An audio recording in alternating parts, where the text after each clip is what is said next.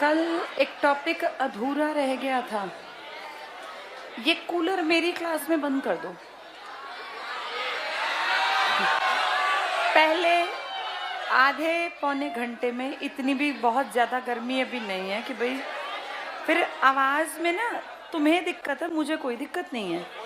Clarity नहीं होती sound की। जैसे परिमल सर बोलते हैं तो बहुत तेज़ आवाज़ है उनकी, वो कूलर में भी उतना तेज़ बोल सकते हैं, लेकिन मैं बोलूँगी तो फिर मुझे डबल मेहनत करनी पड़ेगी और क्लैरिटी नहीं रहेगी साउंड की। ठीक है,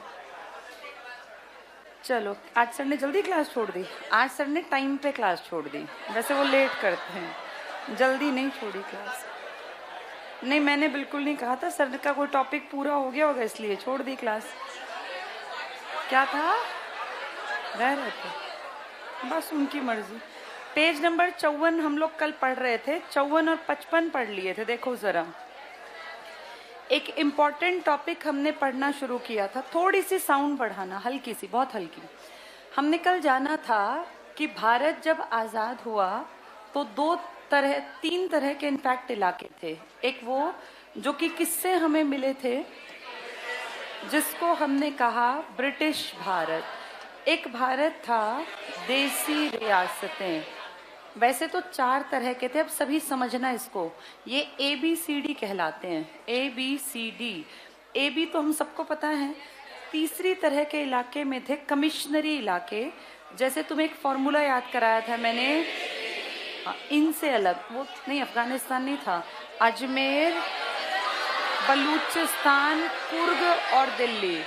ये आयुक्त यहाँ काम करते थे, जिसको कहा जाता था कमिश्नर, और इन्हें कहा गया कमिश्नरी क्षेत्र। और चौथी कैटेगरी के राज्य वो थे जिसमें कि अंडमान एंड निकोबार ये शामिल किया गया। कुछ लोगों ने कहा कि इन्हीं को आगे यूटी बनाएंगे, वो बात की बात है। 4 कैटेगरी के हो गए, जिनमें से 2 तुम्हें ऑलरेडी पता है, तीसरा चौथा भी तुम्हें पता था पहले से।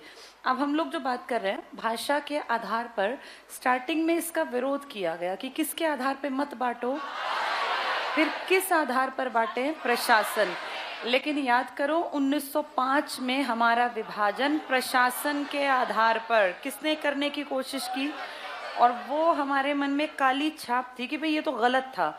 उस करजन ने भी तो यही कहा था कि मैं क्यों भारत के 2 हिस्से बना रहा हूँ, प्रशासन के चक्कर में। तो इस चीज को हम बिल्कुल भी गवारा नहीं करते कि प्रशासन के चक्कर में हमारा बंटवारा हो जाए, जैसा 5 में हुआ। फिर फाइनल स्टेज में आके हम लोग किसके लिए राजी हुए, क्योंकि एक आदमी मर गया जिसका नाम था रामुल्ला।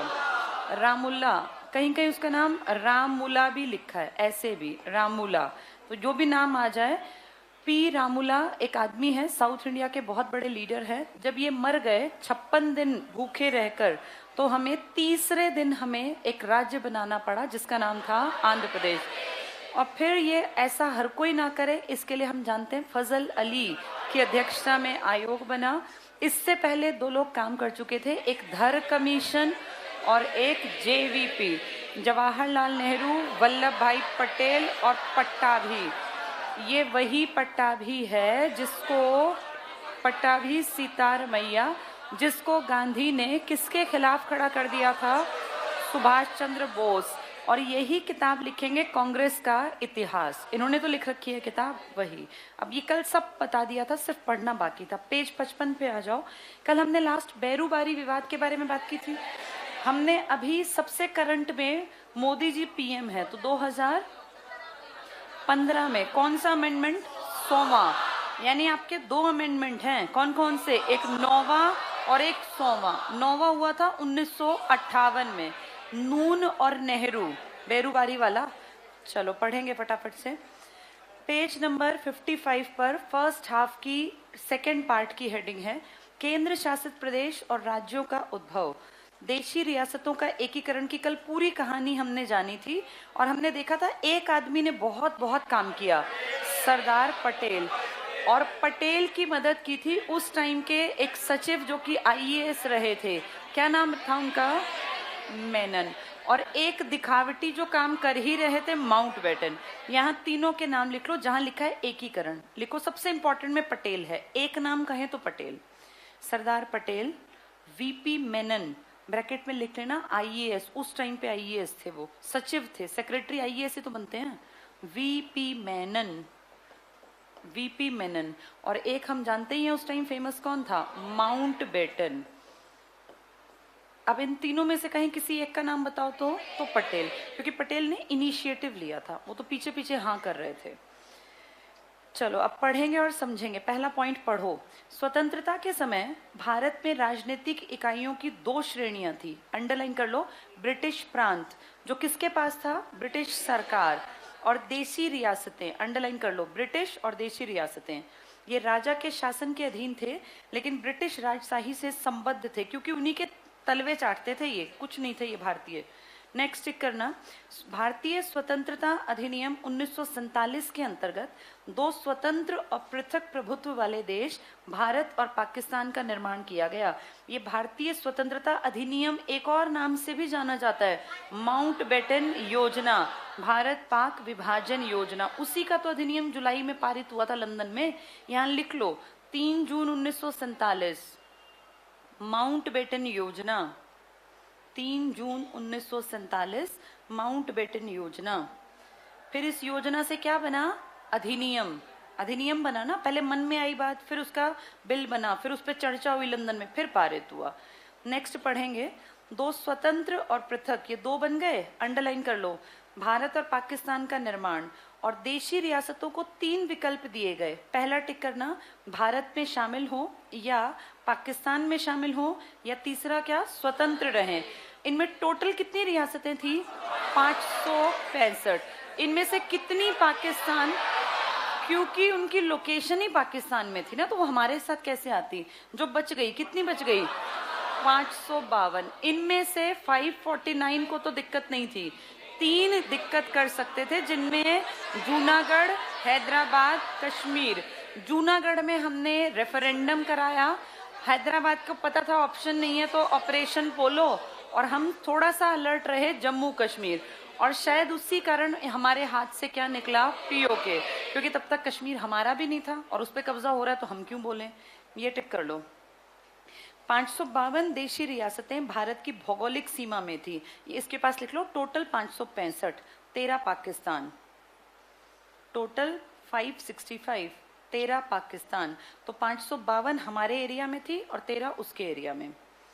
फिर टिक करना, 549 भारत में शामिल हो गई, और बची हुई 3 रियासतें हैदराबाद, जूनागढ़, कश्मीर में भारत में शामिल होने से इनकार कर दिया। फिर पढ़ लो। हालांकि कुछ समय बाद इन्हें भी भारत में मिला लिया गया, अंडरलाइन करना। हैदराबाद को पुलिस कार्यवाही, क्या नाम था, ऑपरेशन पोलो, लिख लो यहाँ, ऑपरेशन पोलो। जूनागढ़ को जनमत के द्वारा, तो जनता का मत पूछना, जनमत संग्रह, रेफरेंडम, कि आप किसके पास जाओगे। और कश्मीर को विलय पत्र के द्वारा, इसको इंग्लिश में भी टिक करना।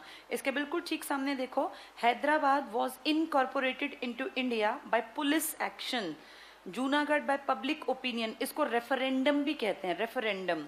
And Kashmir by instrument of accession, इसको डबल टिक कर लो। एक्सेशन का मतलब होता है विलय पत्र, अपनी मर्जी से शामिल हुए, हमने जबरदस्ती नहीं कहा। इसके बाद अगला टिक करना।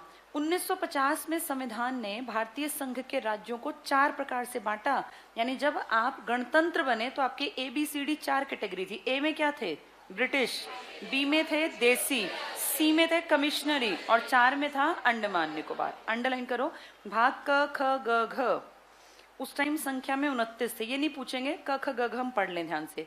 भाग क में वे राज्य थे जहां ब्रिटिश भारत में गवर्नर का शासन था, तो आप क्या बोलते हो उसको, ब्रिटिश भारत।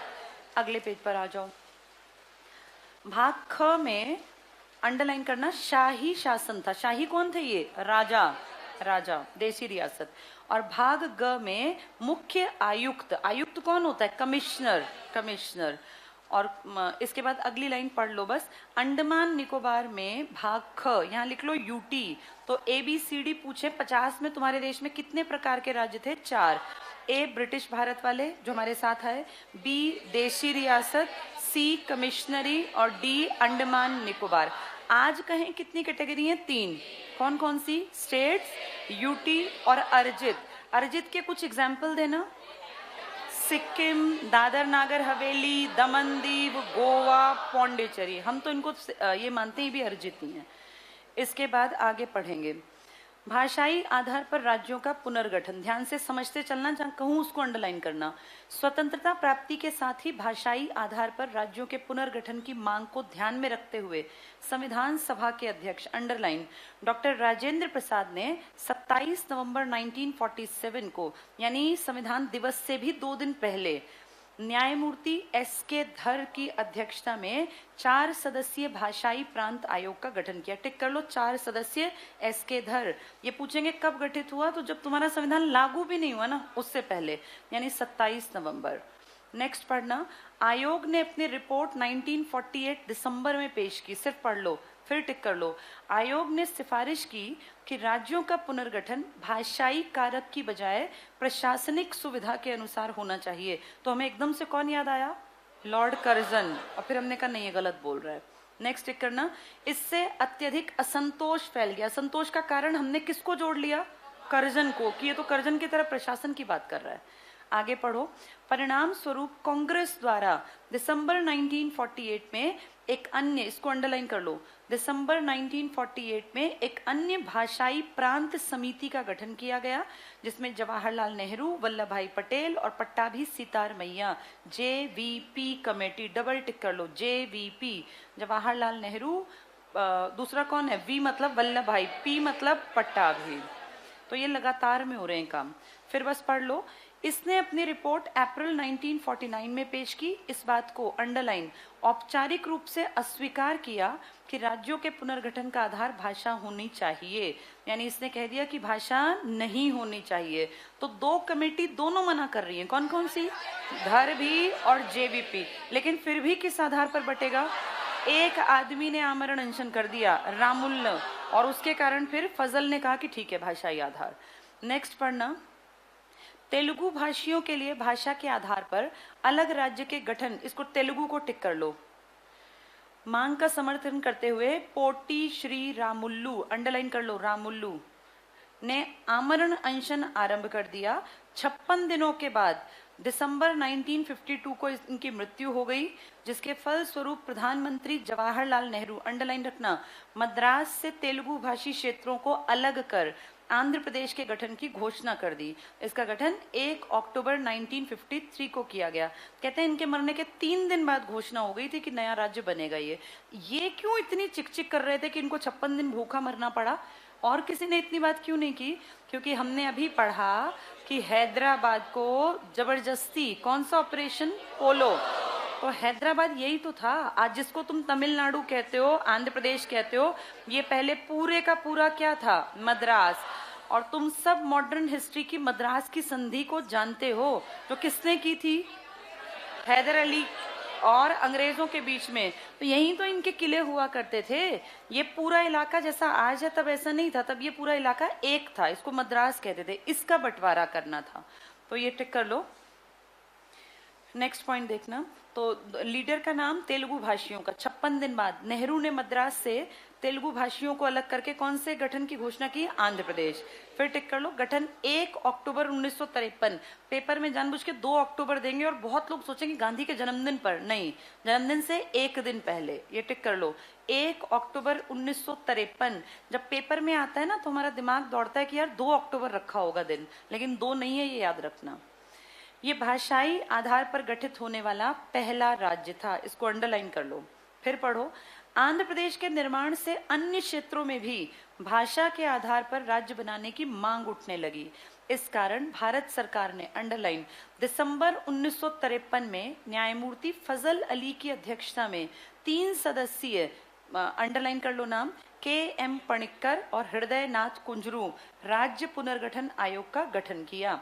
आयोग ने, अंडरलाइन, दिसंबर 1955 को अपनी रिपोर्ट केंद्र सरकार को सौंपी, जिसमें राज्यों के पुनर्गठन में, अंडरलाइन, भाषा को मुख्य आधार, ये बहुत इंपॉर्टेंट, रिपोर्ट 55 में आई लेकिन जाके बनेंगे 56 में, क्योंकि पहले इन पे बहस होगी लोकसभा राज्यसभा में सितंबर में। नेक्स्ट टिक करना, फजल अली आयोग ने भारतीय संघ को 16 राज्यों और 3 यूनियन टेरिटरीज में विभाजित करने का सुझाव दिया। 1 नवंबर 1956 को 14 राज्य और 6 यूटीज का गठन किया गया। इसने कितने कहा था? 16 और 3, तो थोड़ा सा उलट फेर करके कह दिया 14 और 6। 56 के बाद बनाए गए नए राज्य और संघ शासित क्षेत्र। संघ शासित में कितने की बढ़ोतरी हुई? नंबर में 2 की। पहले कितने थे? 6, अब कितने हैं? 8। पहले राज्य थे 14, अब कितने हैं? 28, यानी दुगने हो गए। पहले पे आ जाओ, महाराष्ट्र और गुजरात। हमें पता है ना महाराष्ट्र गुजरात का क्या पंगा था? पहले ये पूरे का पूरा कहलाता था बम्बई। अभी कल मैंने जूनागढ़ बताया, तो बताया था ना ये जूनागढ़ था। तो जूनागढ़ में क्या करा लिया था? जनमत संग्रह, हमारा ही हिस्सा था। तो आप ये मान के चलो कि इस पूरे इलाके में, जिसमें आज 2 राज्य हैं तुम्हारे, गुजरात और महाराष्ट्र, ये पूरा पहले बम्बई कहलाता था। और हमें ये पता भी है कि बम्बई को ही दहेज में लिया दिया गया था पुर्तगालियों और अंग्रेजों। तो आज का बम्बई थोड़ी, उस टाइम का बम्बई मतलब पूरा गुजरात और पूरा आज का महाराष्ट्र। तो पहले ये बटेगा 1960 में, और ये कहेगा जहां मराठी बोली जाती है वो महाराष्ट्र और जहां गुजराती बोली जाती है वो गुजरात। ऐसे करके लाइन लग के फिर सारे बनते चले जाएंगे। ये टिक कर लो। पहला महाराष्ट्र और गुजरात। ऊपर का पॉइंट पढ़ेंगे, 56 के बाद बनाए गए राज्य और यूटी। 56 में राज्यों के पुनर्गठन के बावजूद भी नए राज्यों के गठन का दबाव बढ़ता गया। भाषा और अन्य कारणों के चलते दूसरे राज्यों से अन्य राज्यों के निर्माण की मांग उठी, जिनमें एक एग्जाम्पल आप हरियाणा का भी दे सकते हो।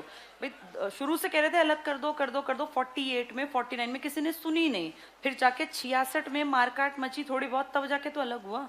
नेक्स्ट टिक करना, महाराष्ट्र और गुजरात द्विभाषी राज्य, 2 भाषाओं वाला राज्य। अंडरलाइन कर लो। बंबई को 1960 में 2 पृथक राज्यों में विभक्त किया गया। महाराष्ट्र मराठी भाषी लोगों के लिए और गुजरात गुजराती भाषी लोगों के लिए। गुजरात भारत का 15वां राज्य बना। वैसे 15वां जो है ना, इसको भी लिख देते हैं कश्मीर को, अगर हम 14 पहले मान लें, लेकिन कायदे से जब बने हैं तरीके से तब मत मानना। 57 पेज पे आ जाओ। दादर नागर हवेली शुरू से हमारा था या बाद में मिला? अब एक बार एक बस रीडिंग ले लो डॉट डॉट वाली, फिर पढ़ेंगे। गोवा दमन दीव पहले से थे या ये भी बाद में मिले? बाद में। पुदुचेरी बाद में, फिर 54 की बात। नागालैंड हमारा था, लेकिन कुछ हिस्सा नागा इलाका ये चाइना के आसपास का, ऐसे ही नीचे तक पढ़ेंगे। वापस आ जाओ दादर नागर हवेली पर।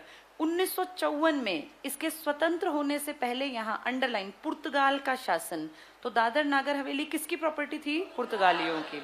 फिर पढ़ो, 61 तक यहाँ लोगों द्वारा स्वयं चुना गया प्रशासन चलता रहा। 10वां संविधान संशोधन, अंडरलाइन कर लो, 10वां, 1961 द्वारा इसे यूटी पर बना दिया गया। और आज तक ये दादर नागर हवेली क्या है? Union territory. कौन से अमेंडमेंट से बनी थी? 10वें से। किसका शासन था यहाँ? पुर्तगालियों का। अगला टिक करना, गोवा दमन और दीव। 61 में पुलिस कार्यवाही, वेरी इंपॉर्टेंट, अंडरलाइन करो। 61 में पुलिस कार्यवाही, फिर पढ़ो, के माध्यम से भारत में इन 3 क्षेत्रों को अधिकृत किया गया। अंडरलाइन करना, 12वां संविधान संशोधन 62 के द्वारा यूटी के रूप में स्थापित किया गया। बाद में वेरी इंपॉर्टेंट, 1987 में गोवा को एक पूर्ण राज्य बना दिया गया। इस तरह दमन और दीव को पृथक यूटी बना दिया गया। तो पहले गोवा और दमन दीव इकट्ठे थे, सारे यूटी बना दिए। बाद में गोवा को क्या बनाया? राज्य।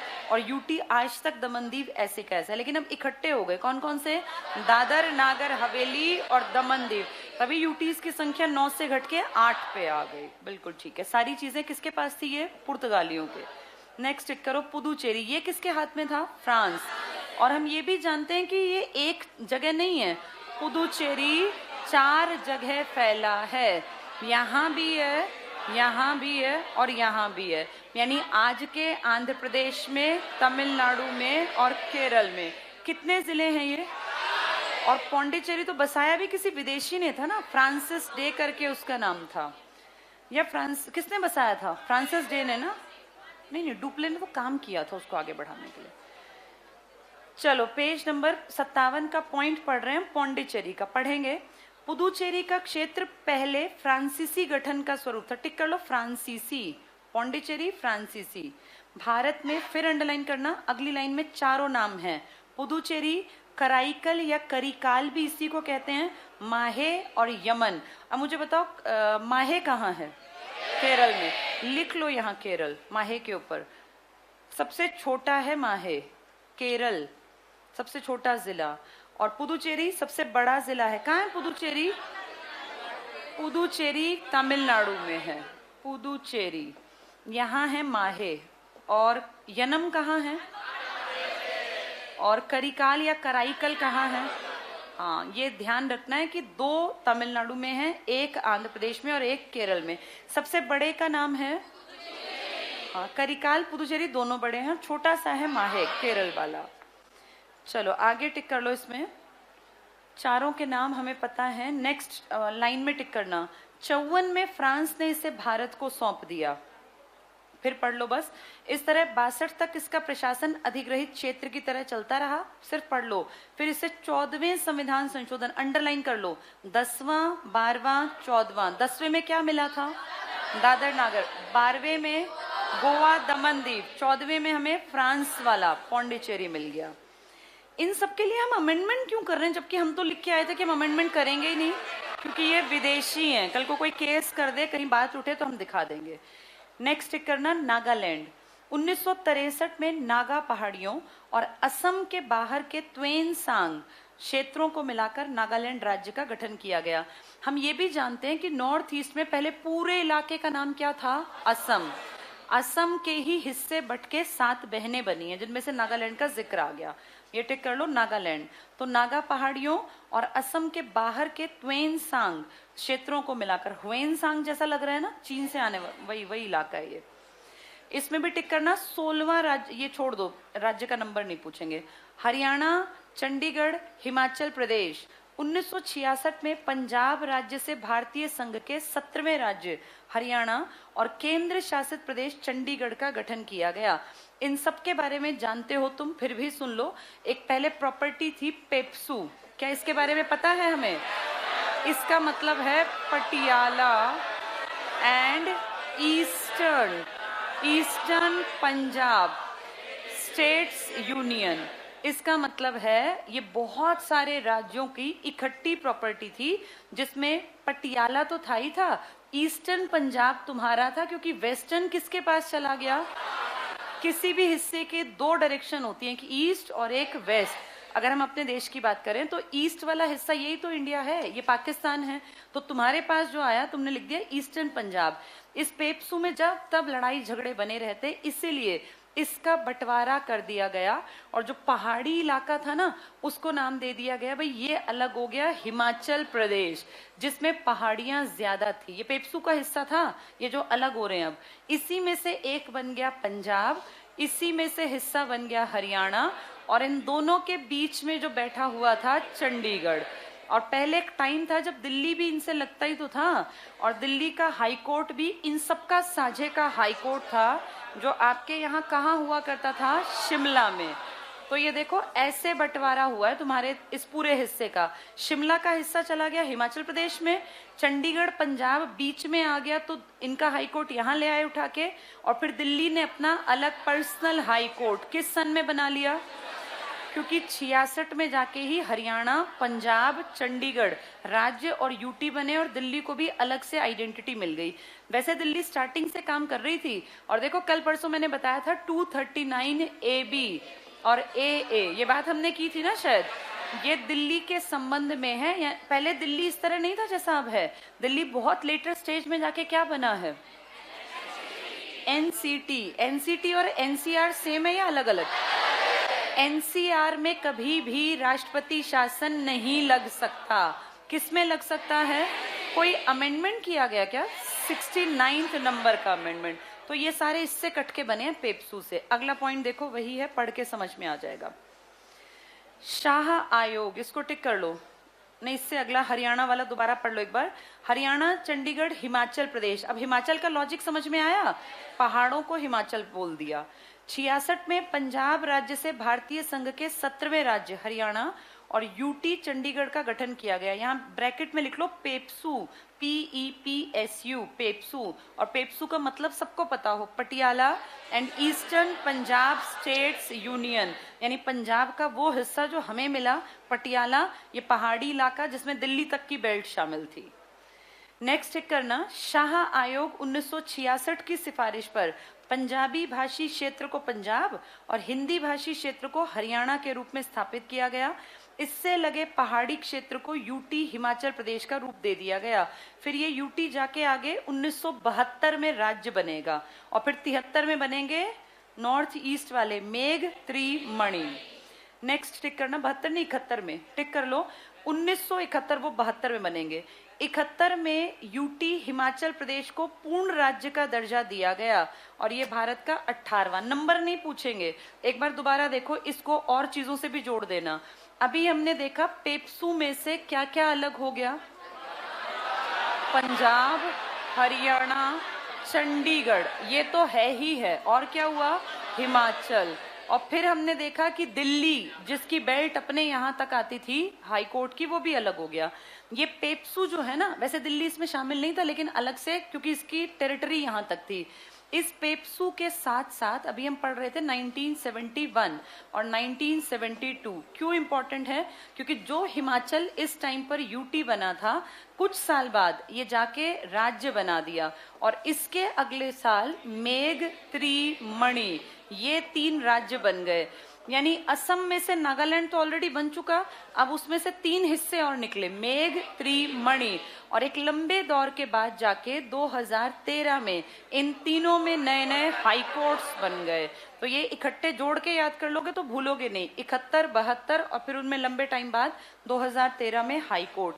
यहाँ लिख लो ये बात, ये भूल जाते हैं टाइम के साथ। नीचे दिया है देखो, मणिपुर, त्रिपुरा, मेघालय, मिल गई हेडिंग, अंडरलाइन कर लो। 1972 में पूर्वोत्तर भारत में, पढ़ो आगे, 2 केंद्र शासित प्रदेश मणिपुर, त्रिपुरा और उपराज्य था मेघालय। क्या तुमने उपराज्य शब्द पहले भी सुना है?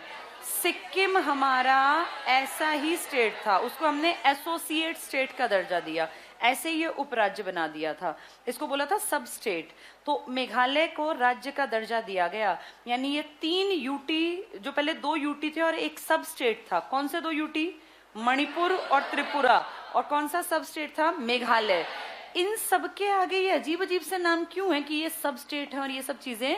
क्योंकि नॉर्थ ईस्ट में अगर आप आज भी जाओ ना घूमने, तो आपको लोगों का रहन सहन, खान पान, पहनावा, कल्चर, भाषा, बोली अपने से अलग फील होगी। और हम में से 99.9% लोग, इनफैक्ट लगभग पूरा भारत, इनमें डिफरेंस नहीं कर पाता। आपको लगेगा सारी तो एक जैसे हैं, आपको इनकी ड्रेसेस, इनके डांसेस, इनका तरीका सब लगता है इन सबको हम बस ये कह देते हैं ये कहाँ के हैं।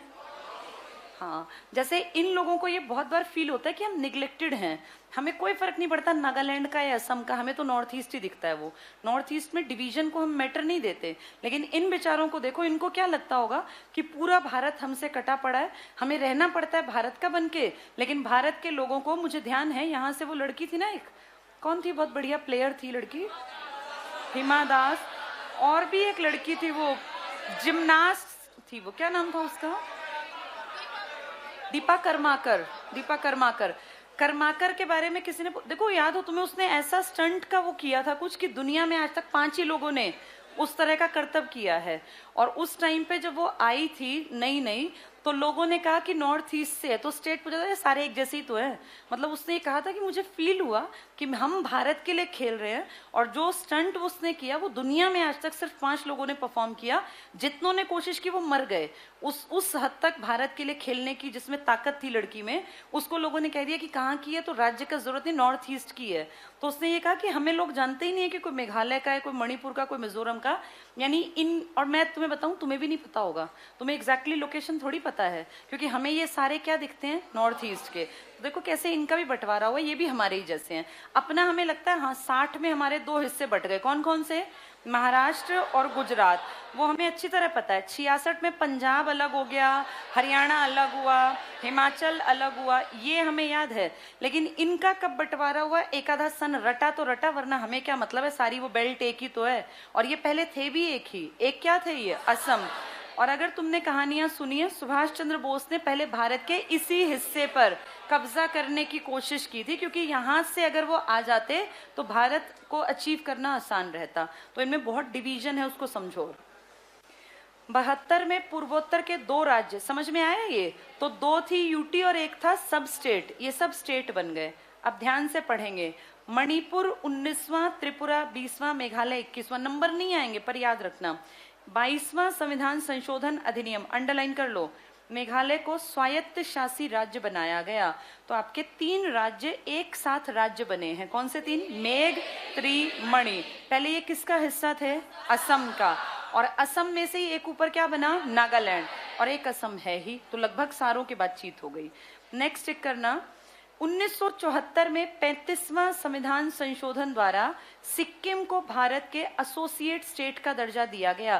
क्या ये टर्म पहले था हमारे यहाँ? नहीं, एसोसिएट स्टेट का दर्जा नहीं था, ये हमने अब दिया। और फिर एक अमेंडमेंट करके, अगला अमेंडमेंट करके कह दिया हटा दो एसोसिएट, ये हमारा स्टेट है 36वां।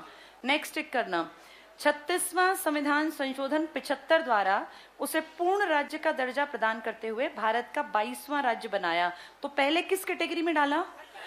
ये हमारा एसोसिएट है। फिर अगले साल क्या बोले? हमारा राज्य है। नेक्स्ट पढ़ लो, 1987 में मिजोरम बना और फिर अरुणाचल बना। तो सारे 7 के 7 तुमने पढ़ लिए। सबसे पहले कौन सा था? एक असम, फिर क्या बना? नागालैंड, फिर बना मेघ, त्रि, मणि, फिर क्या बना? फिर ये सिक्किम नॉर्थ ईस्ट में है लेकिन 7 बहनों से अलग है। 2 अमेंडमेंट आए, 35वां, 36वां, और अब लास्ट में तुमने पढ़ लिया मिजोरम और अरुणाचल। तो 7 बहनें भी हो गई और सिक्किम भी हो गया। समझ में आ गए? ये 2-4 बार पढ़ना तब याद रहेंगे। नेक्स्ट टिक करो, 56वां संविधान संशोधन 1987 द्वारा गोवा को 25वां राज्य बना दिया गया। ये गोवा 87 में जाके क्या हमें मिला है या 61 में मिल गया था? लेकिन पहले ये राज्य नहीं था, यूटी बनी थी, दमन दीव और ये सारे, अब ये राज्य बना। अगला सिर्फ पढ़ेंगे, एमपी से अलग करके छत्तीसगढ़ को, यूपी से अलग करके उत्तराखंड को और बिहार से अलग करके झारखंड को राज्य बनाया गया। ये पुरानी बात हो गई। लास्ट टिक कर लो इसका, इस पेज का, आंध्र प्रदेश से अलग कर तेलंगाना को 29वें राज्य का दर्जा कब दिया गया? 2 जून 2014। लास्ट पॉइंट्स पे आ जाओ, खत्म ये चैप्टर। पहला पॉइंट टिक करो जो तुम जानते भी हो, जम्मू कश्मीर पुनर्गठन बिल 2019 राष्ट्रपति रामनाथ कोविंद ने 9 अगस्त 2019 को मंजूरी दी। राष्ट्रपति की स्वीकृति के साथ अब जम्मू कश्मीर 2 हिस्सों में बंट गया। गृह मंत्रालय भारत सरकार के अनुसार नवगठित, अंडरलाइन कर लो, केंद्र शासित प्रदेश जम्मू कश्मीर और लद्दाख 31 अक्टूबर 2019 से अस्तित्व में हैं। अगला पॉइंट भी काम का है, वर्तमान में भारत के कुल कितने राज्य हैं? 28, और कितने यूटी हैं? 8।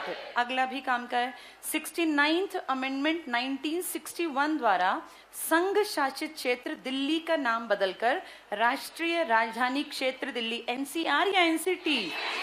या ये एनसीटी है ये, हाँ। अब सुन लो इसीलिए 1986 के बाद 85 में तुम्हें याद होगा कौन तुम्हारा प्रधानमंत्री था?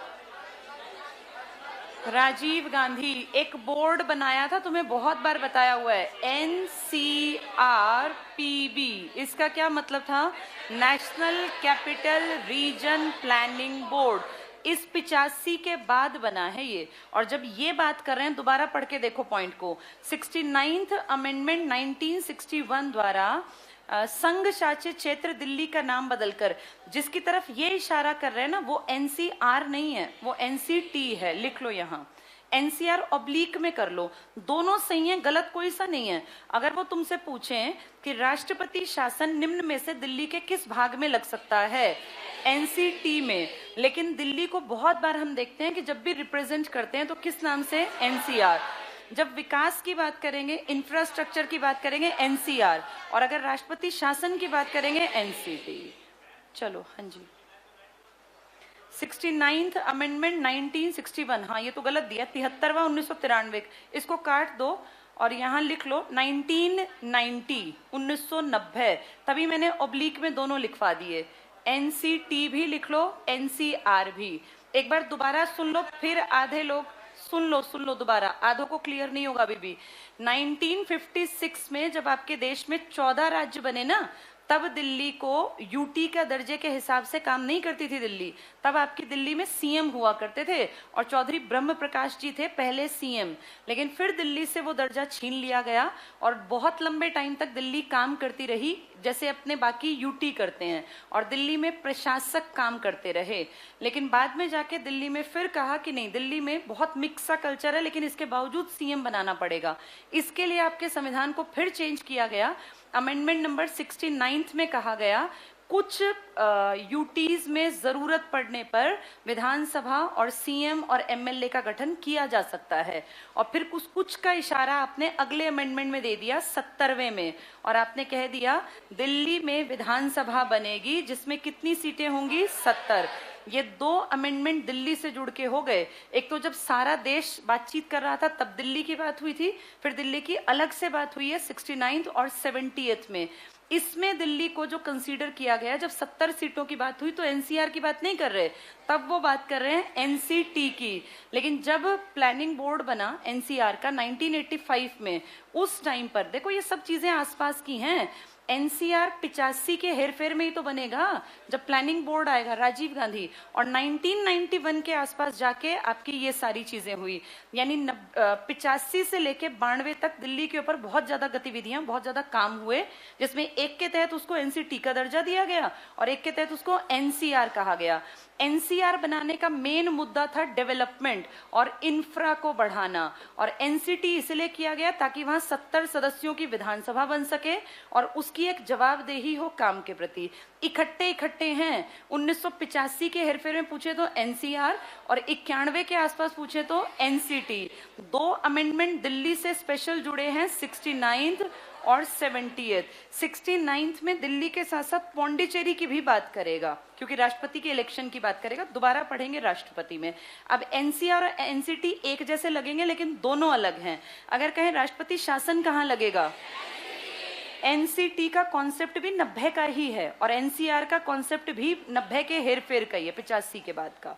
अब दोबारा देखो, इसमें दोनों लिख लो। हमने एनसीआर एनसीटी लिख लिया ना, एक पॉइंट और लिखो इसमें, 61 के ऊपर लिख लो 1991, उसमें लिखो 1991 को लगा के डैश, एनसीटी का दर्जा, एनसीटी का दर्जा, देखो ऐसे लिख लो 1991 एनसीटी, और यहीं लिख लो 1985 एनसीआर प्लानिंग बोर्ड। तो इसके ऊपर काम कब हो गया, फिर 86 से स्टार्ट हो गया। एक साथ ही हैं दोनों काम, लगभग 4-5 साल का अंतर।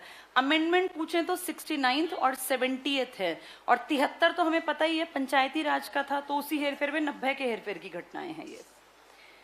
नेक्स्ट देखो 61 को छोड़ देना, 61 तो पुरानी बात कर रहा है जब वो 56 में दिल्ली बनी थी, इसको छोड़ सकते हो। आगे देखो, अब दोबारा पढ़ो 69th अमेंडमेंट, 61 को काट दो, 61 मत याद करना। इसमें संघ शासित क्षेत्र दिल्ली का नाम बदलकर राष्ट्रीय राजधानी क्षेत्र दिल्ली। अब अमेंडमेंट से नाम जो बदला वो एनसीटी या एनसीआर या दोनों पे काम हुआ, दोनों पे काम हुआ। अब हमें क्वेश्चन देखना है कि आंसर क्या आएगा।